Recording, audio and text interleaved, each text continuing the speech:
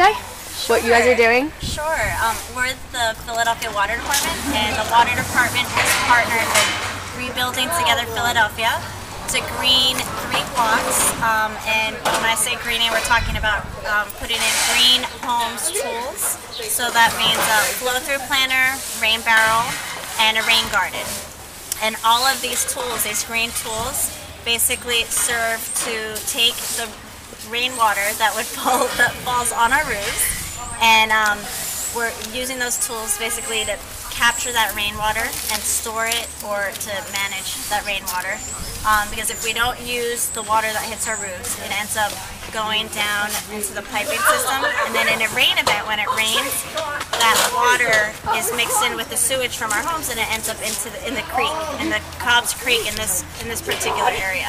So these green tools really help us to use rainwater as a resource. So we're using the rain barrel, the flow-through planter, and a rain garden. And basically these projects are installed where the downspout of the homes are, and it captures that rainwater and either stores it or it uses it. So it's not contributing to those combined sewer overflows that end up impacting the water quality of the creek.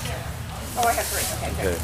And I've heard that it's kind of hard to convince neighbors or people in the area. What's it's kind of hard to what? It's kind of hard to convince people to implement some of these things, like the rain barrels and stuff.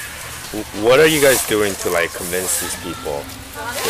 Well, I don't think it's a matter of it being difficult for them. It's just a matter of them just not being aware. So I think we just have to educate people on why these tools are useful. I think when people understand the benefits, then they're all for it. But it's just a matter of first educating people on why we have a problem with stormwater management and what can be done to address the problem.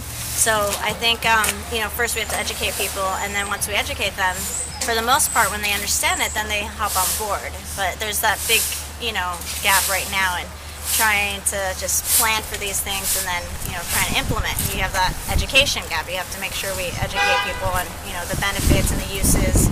And for the most part, once they understand it, they want to be a part of it. Have you found it difficult so far to convince people to implement them, or up to now?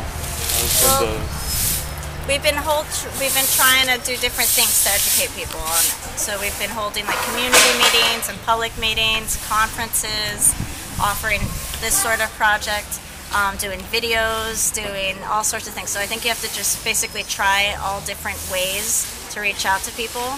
I think the message has been consistent, which is to use rainwater as a resource instead of wasting it and letting it go underground into these pipes.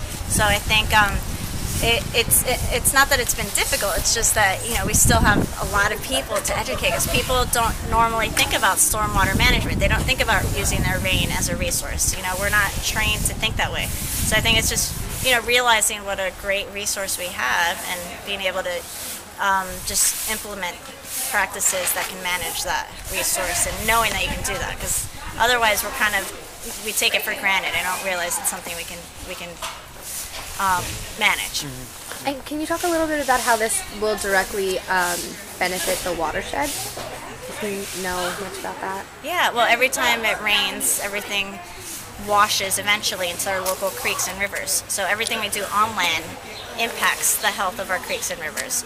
So if every single person in the Darby-Cobb's watershed put a rain barrel on their property, or put a flow-through planter or a rain garden on their property, then they would prevent those overflows from occurring. Those overflows meaning, when the pipes discharge water into the creeks and rivers during a rain event, there's sewage in there, and there's all the runoff, the fertilizer from the lawns, and the oils from the cars, and everything that ends up on the street ends up in our creeks and in our rivers. So if we can manage and try to take care and clean our local environment, on our properties, then it would really impact the health of the watershed overall.